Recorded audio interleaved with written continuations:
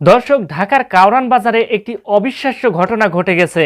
বিএনপির এক নেতা কাউরান বাজারের দিকে যাচ্ছিলেন গাড়িতে চড়ে, এবং গাড়িতে মিউজিক বাজছিল, গান বাজছিল। সেই গানের তালে তালে লাইভ করছিলেন এবং লিপসিং করছিলেন।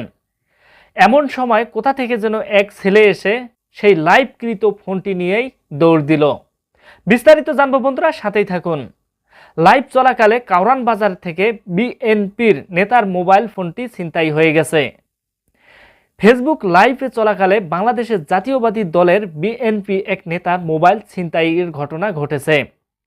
গতকাল রবিবার রাত 11টা 20 মিনিটের দিকে রাজধানীর কাউরান বাজারের এলাকায় এই ঘটনা ঘটে।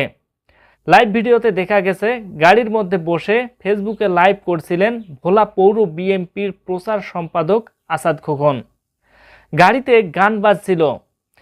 এ সময় গানের সঙ্গে সঙ্গে সুর মিলিয়ে খোকন ভিডিও তৈরি করছিলেন। গাড়িটি কাউরান বাজারের মেট্রো রেল স্টেশন এলাকায় এসে জ্যামে পড়ে একটু ধীর গতিতে যাচ্ছিল। গাড়িতে বসে বাইরের দৃশ্য উপভোগ করছিলেন খোকন। ঠিক এমন সময় তার হাত থেকে মোবাইল ফোনটি নিয়ে দৌড় দেয় ছিনতাইকারী।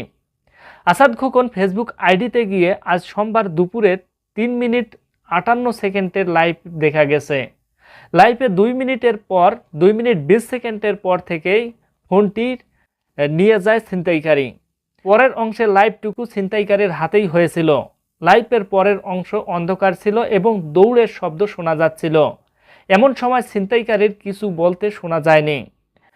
সামাজিক যোগাযোগ মাধ্যমে আসাদ খোকনের লাইভ ভিডিওটি ভাইরাল হয়েছে।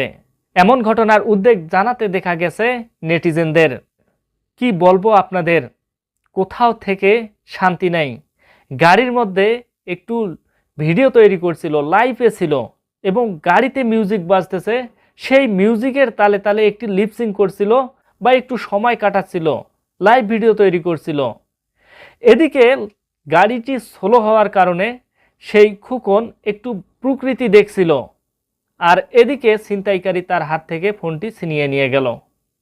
সেই ছিনতাইকারীর হাতে যাওয়া পরেও ফোনটিতে লাইভ চলছিল। সো এই হচ্ছে আমাদের বাংলাদেশ। সো এই বিষয়ে যদি আপনার কোনো মতামত থাকে তো অবশ্যই কমেন্ট করে জানিয়ে দিবেন। ভালো থাকবেন, সুস্থ থাকবেন, খোদা হাফেজ।